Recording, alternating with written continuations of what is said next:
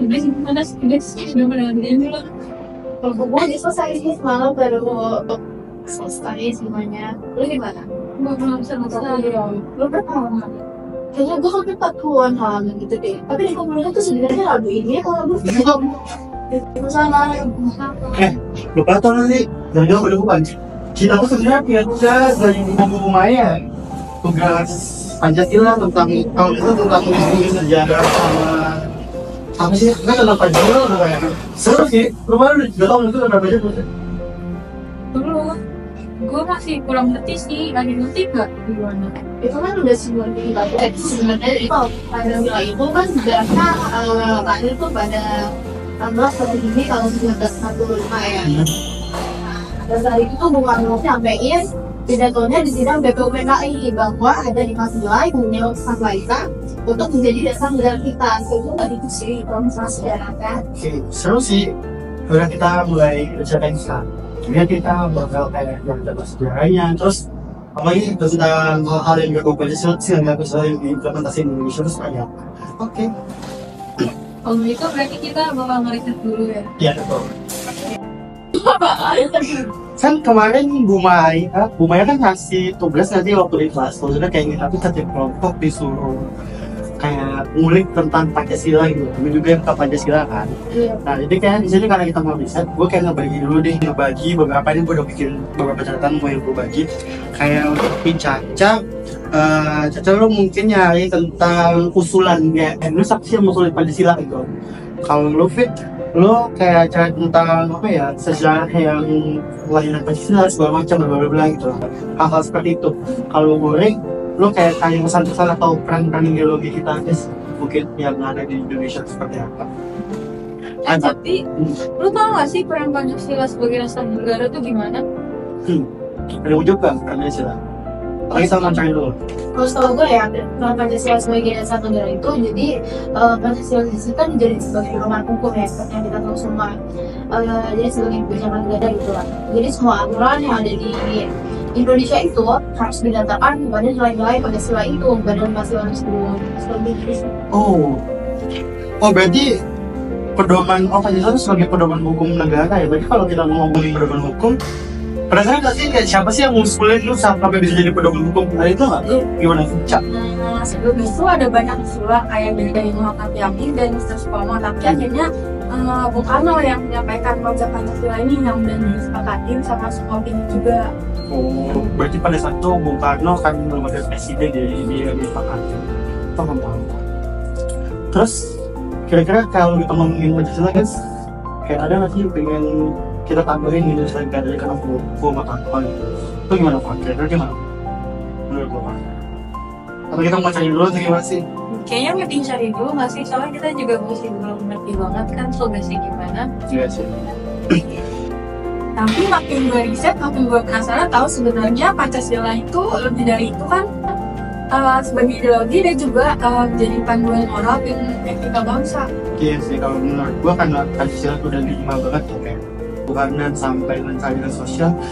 Bener gak sih Bu? Selain pedoman dia tuh udah jadi ideologi namanya itu sila ya Pancasila, 5 sila, 5 dasar, itu ideologi. Terus kayak mana kita berpindah kayak itu sih lu pada tadi di subuh sholat gak? Soalnya Ya udah kita ada menjalani sila kayak ketuhanan yang Maha Esa gitu. Sebenarnya yang namanya Pancasila yang gak sekomplikated itu sih kayak gak sampai itu karena kita emang pada saat udah ngeliatin Pancasila itu sih yang ngasih itu. erat banget sih itu di kehidupan sehari-hari. Jadi Pancasila itu harus hidup dalam kehidupan kita sehari-hari ya? Iya, dan itu yang bikin Pancasila itu relevan sama kehidupan ini. Asik.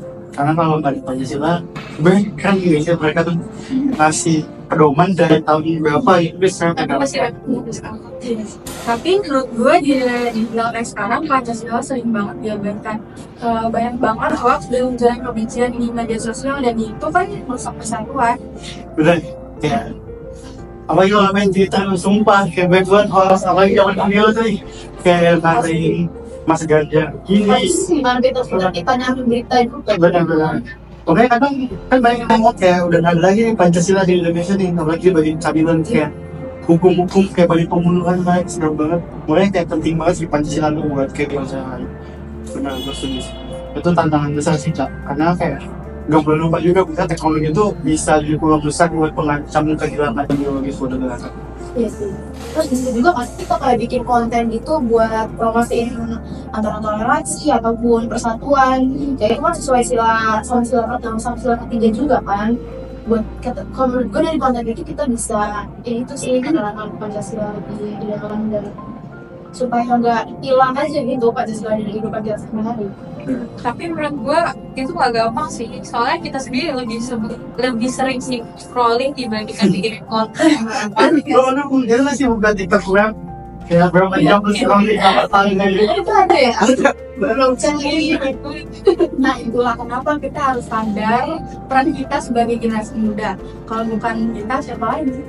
setuju. Kayak tadi kayak juga kayak banyak banget hoax. Mungkin kita bisa model kecil kayak untuk di kelas aja gitu, jangan suka nyebar dong, soalnya kayak besok mulanya langsung offline, ya taunya online gitu.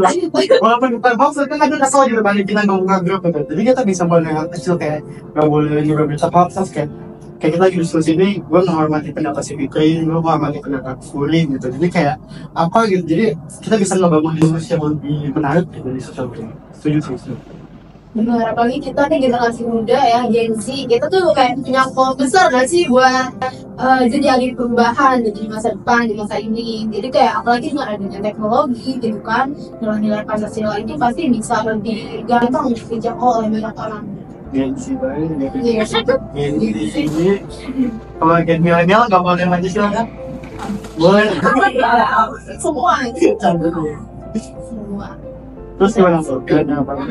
Berarti kesimpulannya itu kita harus belajar Pancasila dari sejarah Pancasilanya, terus menjadikan pedoman hidup, dan tentunya bakal memanfaatkan era digital untuk menyebarkan nilai-nilai Pancasilanya itu nggak sih? Iya, dengan itu Pancasila juga bakal terus relevan sama masa depan kita. Khususnya juga dari diri kita sendiri juga kan sih, sebelum untuk orang itu kayak gampang Pancasila mulai dari kayak tadi kegiatan bangun tidur kita sholat itu kan udah mencerminkan bahwa kita itu dalam Pancasila pertama gitu deh, itu jadi sebagai bentuk tanggung jawab dari diri kita sendiri juga sih. Ya, tanggung jawab berat ya, lebih tanggung jawab ya.